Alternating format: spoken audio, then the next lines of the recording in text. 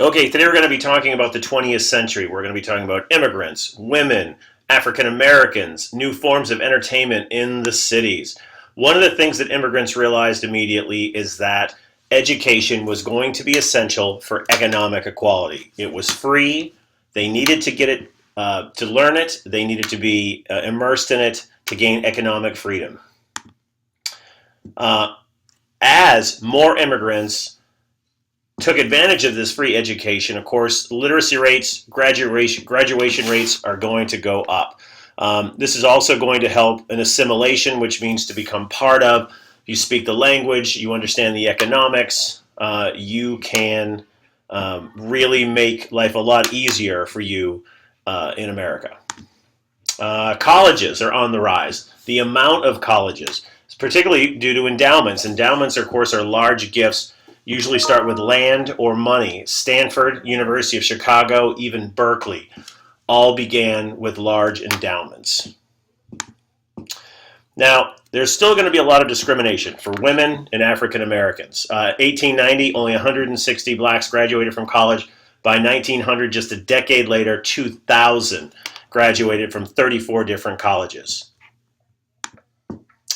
Now, as far as African Americans go, there are two schools of thought. One, by Booker T. Washington, was to give them a trade, a skill, carpentry, metalwork, etc.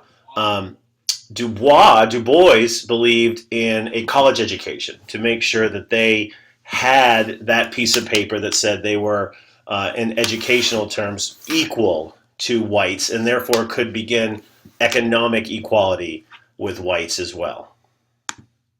Now, of course, cities had a lot of problems. We talked about prostitution, alcoholism, disease, you name it. And one of the things that the Founding Fathers decided was we needed to give people something to do in their off time. So they created forms of entertainment like vaudeville. Vaudeville today is like a comedy act. It's like America's Got Talent. Circuses, amusement parks, sports, baseball, football, basketball, all going to be very essential parts of the city. And when you go to a city today, you realize that they have a lot to offer, whether it's sports related, whether it's the symphony or the orchestra or plays, Broadway. Cities offer a wide range of things for people to do. In part, it all came from this time period when they were trying to reduce crime, reduce alcoholism, reduce prostitution by giving people something else to do. And of course, literacy rates are going to go up. And with literacy rates going up, so do the sales of books and newspapers, and in particularly newspapers. One of the ways that newspapers sold their paper was to create these sensational headlines. This is called yellow journalism, when you take a story and you make it a little bit more exaggerated than it should be. Guys like Pulitzer and Hearst were champions of this and had two of the biggest newspaper companies in America. And of course, most people believe that these stories were over-exaggerated. They invaded people's lives. And you can still see that today with celebrity tabloids that, well, people still feel that way. Now, books, of course, are going to start to sell off the shelves in magazines. And most of these magazines actually are going to be geared towards women. Cosmopolitan, for example, started long ago during this time period. Women, for the most part, stayed at home. And although this seems to be quite sexist somewhat today, women did most of the cooking, the cleaning, the caregiving for the kids, and would do more reading than, say, the men who had to go to the factory for 10 to 14 hours. Mark Twain wrote the majority of his books during this time period, and of course, even music begins to change into this African-American-based music called ragtime, which then eventually led to jazz, which led to rock and roll, which led to rap, which led to everything else. And of course, inventions are going to help promote that, such as the phonograph, as the record player, and of course the player piano, which actually is a piano that plays itself, all going to be promoting this ragtime music. Now, Jim Crow is a term that is used to talk about the segregation laws in the South. Separating blacks and whites. And some of these Jim Crow laws, like the poll tax, You had to pay to vote, literacy test, you had to prove you could read and write to vote, and the grandfather clause, which stated that if your grandfather was a slave, you also could not vote. Of course, all of these are very discriminatory towards, yes, you guessed it, African Americans. These are known as Jim Crow laws. And of course, the unlawful hanging by a mob is often referred to as lynching.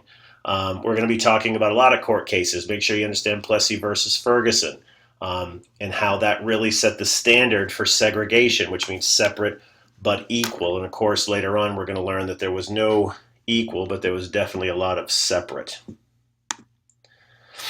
And not everything is going to be peachy keen in the cities in particular. There's going to be a lot of racial rioting that's going to break out amongst whites and blacks due to living conditions and treatments. The NAACP was formed as an organization whose sole purpose was to abolish segregation and discrimination. The majority of people who work for the NAACP are actually lawyers, and that's how they fight the system today, which is through our legal system. Now, women, of course, still have a long way to go in their rights as well. Women and African Americans are going to be heavily discriminated against. And women, of course, wanted, amongst other things, voting rights, which they didn't have until 1920, thanks to the 19th Amendment to the Constitution. And men had argued that somehow if you empower these women, they would become less feminine. That term, femininity. And if you say it 3 times fast, you'll sound just like Finding Nemo. Now, of course, women spent most of the time in the home as the caregiver. And because of that, they also did most of the shopping, which is why so many magazines are geared towards women. Inventions like with electricity, you brought the refrigerator, vacuum cleaner, washing machine, all made the lives of women in much more easier in the home. And of course, shopping, department stores become available. The very first one, Sears and Roebuck.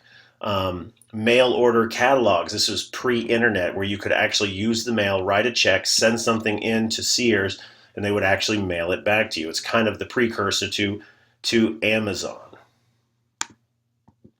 Now, of course, women are actually going to spend many decades trying to gain equality in the workplace. And there are jobs that are still female-dominated, whether it's a telephone operator of the past, textile factories, secretaries, typists, teachers, nurses. These are still very much female-dominated professions. And women, of course, are climbing the corporate ladder. They still have a long way to go. I think of our top 100 money-making companies in America, only a handful are run by women. It's a start, but there's still a long way to go. And that's it, guys. Good luck.